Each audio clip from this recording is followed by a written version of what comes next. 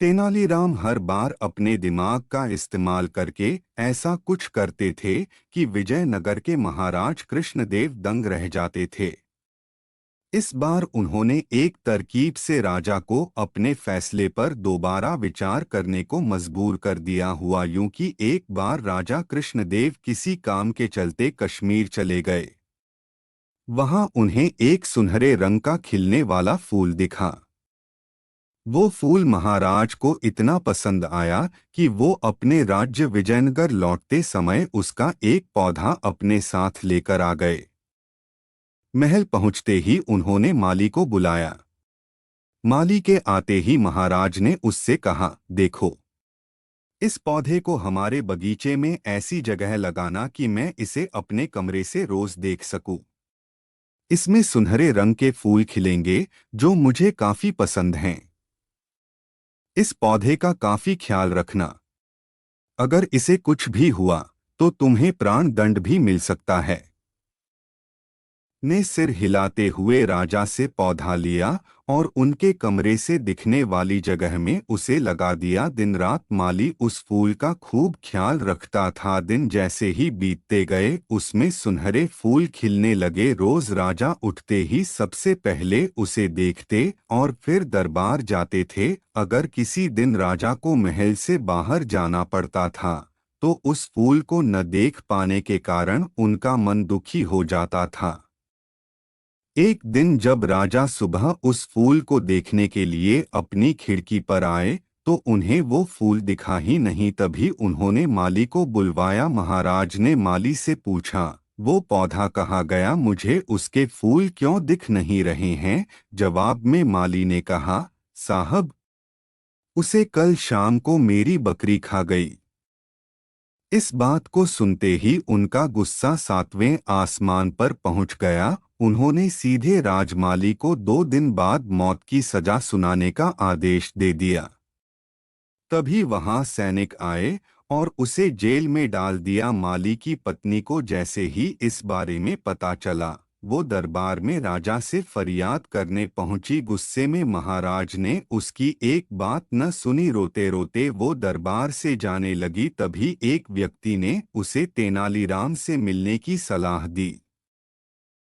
रोते हुए माली की पत्नी ने तेनालीराम को अपने पति को मिली मौत की सजा और उस सुनहरे फूल के बारे में बताया। उसकी सारी बात सुनकर तेनालीराम ने उसे समझा बुझाकर घर भेज दिया। अगले दिन गुस्से में माली की पत्नी उस सुनहरा फूल खाने वाली बकरी को चौराहे में ले जाकर डंडे से पीटने लगती है। ऐसा करते करते बकरी अधमरी हो गई। विजयनगर राज्य में पशुओं के साथ इस तरह का व्यवहार करना मना था। इसे क्रूरता माना जाता था। इसलिए कुछ लोगों ने माली की पत्नी की इस हरकत की शिकायत नगर कोतवाल को कर दी।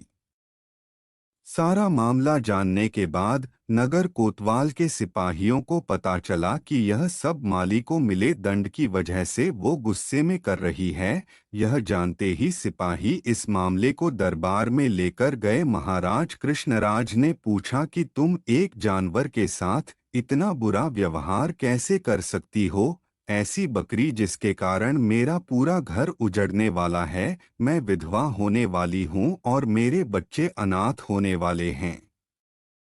उस बकरी के साथ कैसा व्यवहार करूं? महाराज माली की पत्नी ने जवाब दिया। राजा कृष्णराज ने कहा, तुम्हारी बात का मतलब मैं समझ नहीं पाया। ये बेजुबान जानवर तुम्हारा घर कैसे उजाड़ सकता है?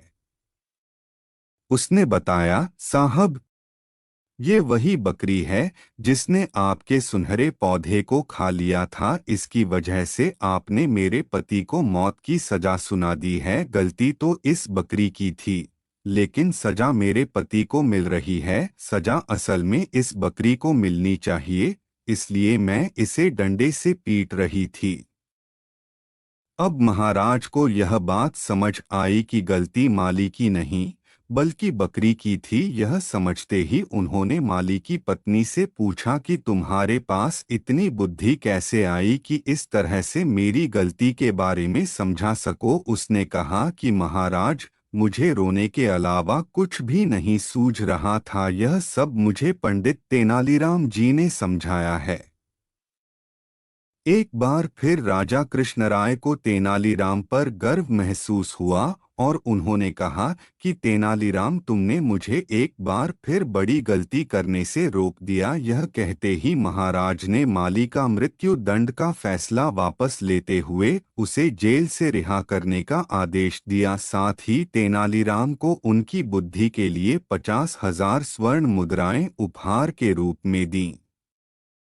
कहानी से सीख: समय से पहले कभी भी हार नहीं माननी चाहिए। कोशिश करने से बड़ी से बड़ी मुसीबत से निपटा जा सकता है।